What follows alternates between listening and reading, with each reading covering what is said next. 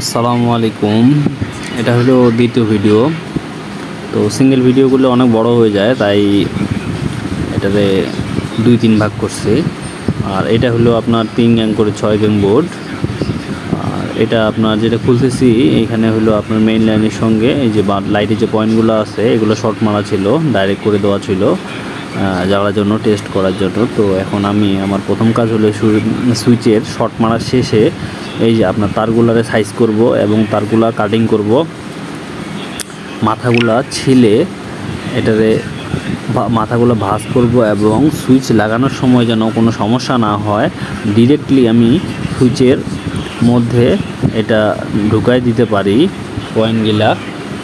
তো এই জন্য আমি প্রথমে সুইচের তারগুলা, এই দেখতেছেন তারগুলা, এখানে প্রায় 4টা পাইপের মধ্যে তার আসছে, প্রায় 16-17টার মতো তার। তো এগুলো তারগুলো এখন আমি সাইজ করব। আর দেখেন শুরু করে দিছি সাইজ করা। প্রথম সুইচ বোর্ডে 4টা তার, তারপরে সুইচ বোর্ডে 4টা তার এবং তারপরে সুইচ বোর্ডে 4টা তার। তারপরে যে নিচের 3 গ্যাং বোর্ডটা আছে এটাকে আমি ভাগ করে দিব, তারগুলা হিসাব করে 4টা করে পড়ুক আর 2টা করে পড়ুক আর 1টা করে পড়ুক।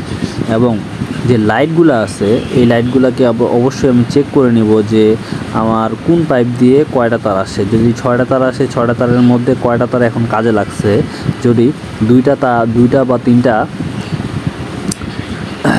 তারের পয়েন্ট কাজে লাগছে, তো ওই 2টাকে জ্বালাই দিব এবং সঙ্গে একই পাইপের আরও 2টা তার আমি সুইচে এক্সট্রা লাগায় রাখবো। আর বাকি যে 2টা আছে এটা আমি নিচে নিয়ে আসবো। এই হিসাবে সাজাইতে হবে সুইচ বোর্ডগুলো, কারণ ভবিষ্যতে আবার না হলে আবার খুলতে হবে। একই পাইপে যদি আবার গ্যাপ রাখি বা সব সুইচ যেগুলো বর্তমান যেগুলো লাইট লাগানো আছে এগুলো যদি আমি কাজে লাগাইতে চাই, তো তাই এই কাজটার দিকে অবশ্যই খেয়াল রাখতে হবে। আর এই যে দেখেন শুরু করে দিয়েছি অলরেডি। ভিডিওটা একটু সমস্যা করতেছে, আমি সিঙ্গেলি কাজ করতেছি। এবং সুইচ, এই যে দেখেন আমি পাইপ একটা ভাঙতেছি, স্ক্রুড্রাইভার দিয়ে পাইপ ভাঙতেছি। এটা হলো আপনার সুইচ বোর্ড থেকে অতিরিক্ত পাইপটা নামে আসে, যার ফলে যে 4 গ্যাং সুইচটা আমি বসাবো সুইচ বোর্ডটা, এই সুইচ বোর্ডটা বসবে না। তাই এই যে পাইপটা আছে পাইপটাকে একটু ভালোভাবে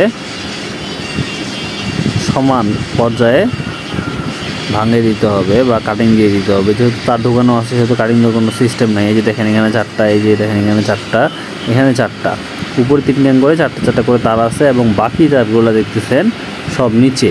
এই যে দেখেন সব নিচে আমি রেখে দিছি এবং প্রত্যেকটা সুইচ বোর্ডে এই দেখেন 2.5 RM করে মেইন লাইন দেওয়া আছে এবং প্রত্যেকটা তার হলো আপনার জেনারেটর দিয়ে দেওয়া আছে প্রত্যেকটা তার। এবং আপনার সুইচের যে তারগুলো আসে এটা হলো 1.5 অরিজিনাল 1.5 BRB তার।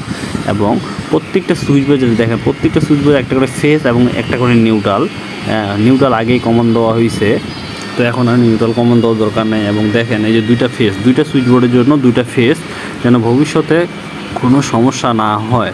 তো ঢাকার অধিকাংশ মিস্ত্রি এইটা জিনিস ফলো করে এবং প্রত্যেকটা সুইচ বোর্ডের আলাদা আলাদা ফেজ দেয় এবং প্রত্যেকটা সুইচ বোর্ডের আলাদা আলাদা SP সিঙ্গেল ব্রেকার দেয়। সেটা পাওয়ারের জন্য 10 অ্যাম্পিয়ার দেয় এবং সুইচ বোর্ডের জন্য 16 অ্যাম্পিয়ার দেয়। যে হিসাবে লোড খায় সেই হিসাবেই বেশিরভাগে দেয়। এবং আপনার 1 টন এসির জন্য বেশিরভাগই 20 অ্যাম্পিয়ার ব্যবহার করে এবং 2 টন এসির জন্য 25 বা 32 অ্যাম্পিয়ার ব্যবহার করা হয়।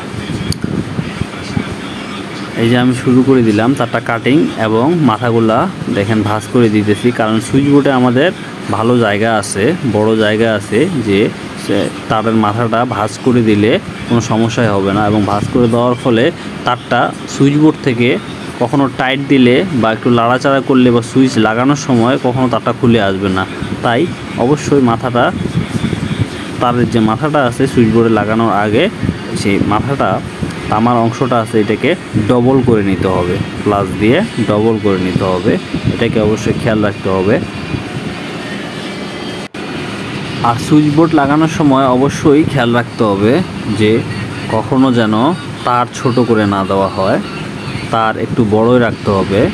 আপনার সুইচ বোর্ড থেকে প্রায় 1 ফিট 1.5 ফিট তার বড় রাখতে হবে। এই যে দেখেন সুইচে দেখেন প্রায় আমরা এখানে 1 ফিটের বেশি করে তার রাখছি।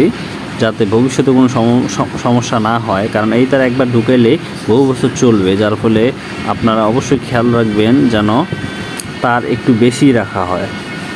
দেখেন এখানে পর্যাপ্ত পরিমাণে জায়গা আছে। এই যে গ্যাংবোর্ড MK স্টিল 3 গ্যাংবোর্ডটা দেখতেছেন, এখানে পর্যাপ্ত পরিমাণে জায়গা আছে। যে এই যেগুলো তারগুলো দেখতেছেন পয়েন্টে তারগুলা, এই পয়েন্টে তারগুলা সুন্দরভাবে বসে পড়বে, কোনো সমস্যাই হবে না।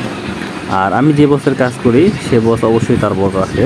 আর এটা হলো যে শর্ট মারছি switch board, 4 gang switch board, এটা হলো সুইচ বোর্ড। এখন আমি ওগুলার আপনার শর্ট দিব এবং তারটা ঢোকাবো। এই যে দেখেন আমি দেখাইলাম এখানে পয়েন্টগুলা, কমনগুলা। এবং এটা হলো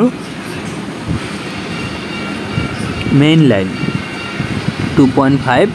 প্রথম যে 1 গ্যাং সুইচটা আছে 3 বোর্ডের মধ্যে 1 গ্যাং সুইচটা, এটা হলো 2.5 তার। এই যে দেখেন আমি একটা তার লুজ করে রাখছি এবং এই যে দেখেন এই তারটাকে ঠিক এই জায়গাতেই ঢুকাই দিয়ে টাইট দিব। এই যে আমার লাগানো শেষ। এবং এরপরে আমি যে সুইচের যে পয়েন্টগুলো আছে আউটলাইনের পয়েন্টগুলা, তো এগুলোকে আমি ভালোভাবে ঢুকাই নিব এবং ঢুকানোর পর বাকি কাজ শুরু করব। এই যে দেখেন আমি কিভাবে এই সুইচ বোর্ডটা আপনার তারগুলা ফেস, এই যে দেখেন ফেস, এটা হলো ফেসে যেই আমি একটা আপনার কমন 1-এ লুজ করে রাখছিলাম, আপনারা দেখছিলেন যে কমন 1-এ একটা তার লুজ করে রাখছিলাম, ওই জায়গায় ঠিক আপনার এই 2.5 মেইন লাইনটা, একটা সার্কিটের মেইন লাইন এখানে ঢুকে পড়বে। তারপরে হলো টাইট দেওয়ার পালা, এটা আমি টাইট দিয়ে নিচ্ছি। এবং যে এই যে 2.5টা আছে, এটা যেটা শর্ট মারছিলাম, এইটার যে মাথাটা আছে ইনসুলেশনটা কভারটা, এই কভারটা ছিলে এবং তারটা ভাঁজ করে নিয়েছিলাম যাতে কোনোভাবেই লুজ কানেকশন না হয় এবং ছুটে আসার না আসে, ভয় না থাকে বা না আসে। তো এদিকে খেয়াল রাখতে হবে। দেখেন আপনার সুইচগুলো লাগানোর সময় অবশ্যই ভালোভাবে টাইট দিতে হবে এবং সতর্কতার সহিত কাজ করতে হবে। আর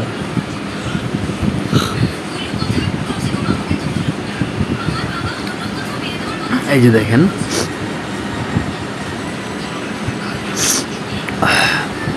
কমন 4-এ এই শর্টটা হয়েছে।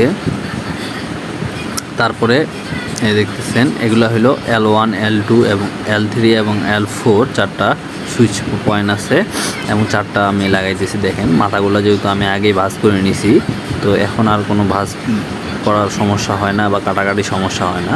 এখন খালি সুইচ বোর্ডে লাগানোর পালা। নাট লুজ দিবেন এবং টাইট দিবেন, নাট লুজ দিবেন এবং টাইট দিবেন ভালোভাবে। এবং এই যে 4টা করে যে তারগুলা বাইর করছি আমি বোর্ডে, এই 4টা করে তারগুলো অবশ্যই খেয়াল রাখবেন আপনারা। লাগানোর আগে, সুইচে লাগানোর আগে অবশ্যই সবগুলাকে চেক করে নেবেন যে কোন সুইচ কোথাকার হয়, কোন সুইচে কোনটা লাইট জ্বলতেছে, কোন তার দিয়ে কোন তারের পয়েন্ট টানা হয়েছে, তো এটা অবশ্যই খেয়াল রাখতে হবে। এই যে দেখেন পয়েন্টগুলো আমি টানছি L1, L2 এবং L4। এই দেখেন প্রত্যেকটাতে আপনার